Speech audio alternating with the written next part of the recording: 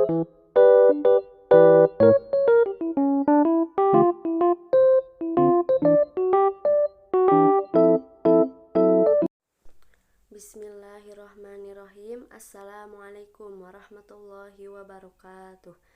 Sebelumnya, perkenalkan nama saya Silmi Khairunisa dengan nomor pokok mahasiswa 2406212211 dari kelas PAIA semester 2 dengan mata kuliah Ilmu Pendidikan Islam dengan dosen pengampu Dr. Hajah Hilda Aini Syifa MAG. Pertama-tama, marilah kita panjatkan puji serta syukur kehadirat Allah Subhanahu wa Ta'ala yang mana telah memberikan kita kesehatan. Shalawat serta salam semoga tercurah limpahkan kepada Nabi besar Muhammad Sallallahu Alaihi Wasallam, tak lupa kepada keluarganya, para sahabatnya, kepada para tabi'in dan tabi'atnya, dan semoga sampai kepada kita semua. Amin ya rabbal alamin. Di sini saya akan membahas tentang metode dalam ilmu pendidikan Islam. Pertama-tama yang akan dibahas yaitu definisi, yang kedua tujuan dan manfaat, yang ketiga jenis-jenis metode, dan yang keempat kesimpulan. Yang pertama, definisi metode. Secara etimologi, istilah metode berasal dari bahasa Yunani, yaitu metodos. Metodos ini berasal dari dua kata, yaitu meta yang memiliki arti melewati, sedangkan hodos yang memiliki arti jalan atau cara. Jadi, metode ini suatu jalan yang dilalui untuk mencapai suatu tujuan.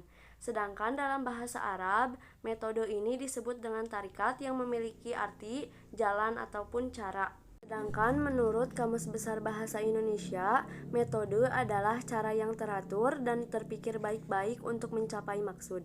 Sehingga dapat dipahami bahwa metode berarti suatu cara yang harus dilakukan untuk menyajikan bahan pelajaran agar tercapai tujuan pengajaran. Kedua, yaitu definisi pendidikan.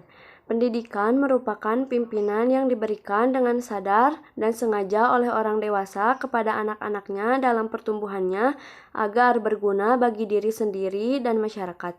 Pendidikan Islam dalam bahasa Arab yaitu tarbiyah Islam. Tarbiyah Islamiyah ini berasal dari kata robba yang memiliki arti mendidik. Sedangkan pendidikan Islam secara istilah adalah usaha dan kegiatan yang dilakukan dalam menyampaikan ajaran dan memberikan motivasi. Jadi, metode pendidikan Islam adalah cara yang dapat ditempuh dalam memudahkan pencapaian tujuan pendidikan Islam. Di sini juga terdapat tujuan dan manfaat dari metode pendidikan Islam. Yang pertama, tujuan dari metode pendidikan Islam yaitu menumbuh kembangkan akidah melalui pengetahuan, pengalaman peserta didik tentang agama Islam. Yang kedua, menjadikan seseorang yang taat beragama dan berakhlak mulia. Sedangkan manfaat dari metode pendidikan Islam yaitu yang pertama, membiasakan pelajar berpikir sehat, rajin, sabar, dan teliti dalam menuntut ilmu. Yang kedua, memudahkan pencapaian tujuan, pembelajaran secara efektif dan efisien. Kemudian yang terakhir, menciptakan suasana belajar yang mengajar kondusif, komunikatif, sehingga dapat meningkatkan motivasi belajar. Pembahasan yang ketiga yaitu tentang metode pendidikan Islam.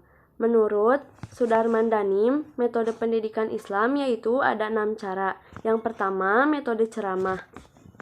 Metode ceramah yaitu proses penyampaian pesan ataupun informasi dengan jalan mengeksplorasi atau menuturkan materi secara lisan. Metode ini cocok digunakan jika peserta didik dengan jumlah yang banyak atau pengenalan mata pelajaran baru. Yang kedua adalah metode tugas, yakni materi tambahan yang harus dipenuhi oleh peserta didik. Contoh, diberikan tugas oleh guru ataupun dosen di rumah maupun di sekolah. Ketiga adalah metode inquiry atau metode latihan, yakni proses mempersiapkan kondisi agar peserta didik siap menjawab teka-teki yang diberikan. Metode diskusi, yakni proses penyampaian materi dengan feedback atau brainstorming.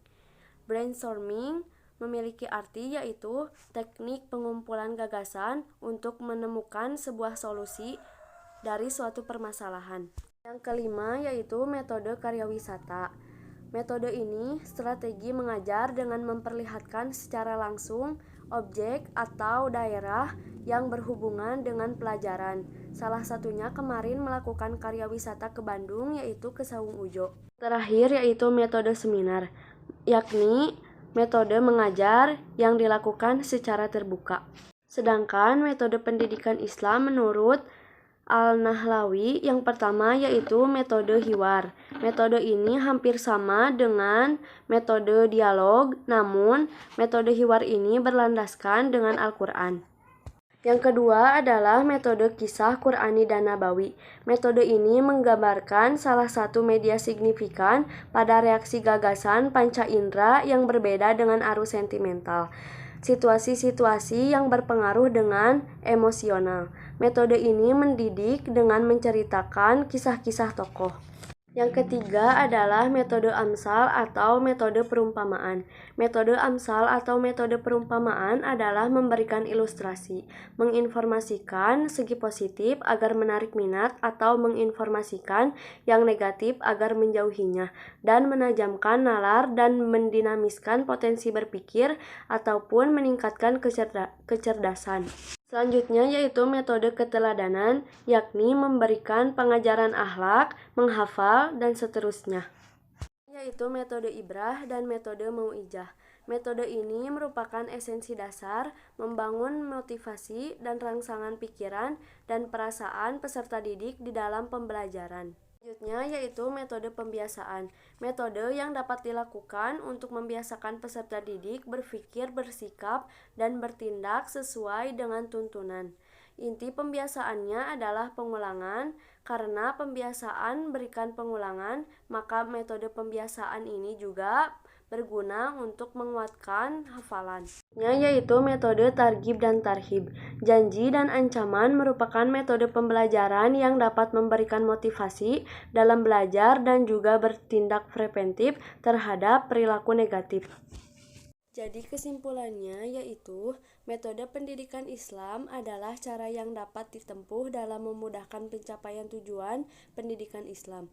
Tujuan metode pendidikan Islam adalah menumbuh kembangkan akidah melalui pengetahuan, pengamalan peserta didik tentang agama Islam, dan menjadikan seseorang yang taat beragama dan berakhlak mulia.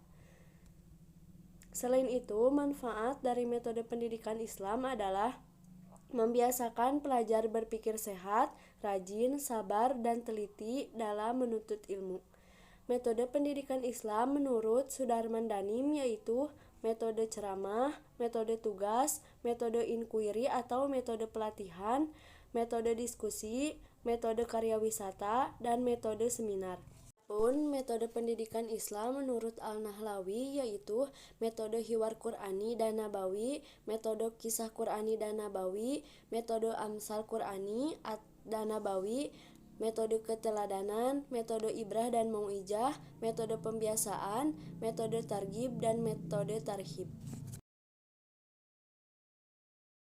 Sekian video yang dapat saya sampaikan. Mohon maaf bila ada kesalahan. Wassalamualaikum warahmatullahi wabarakatuh.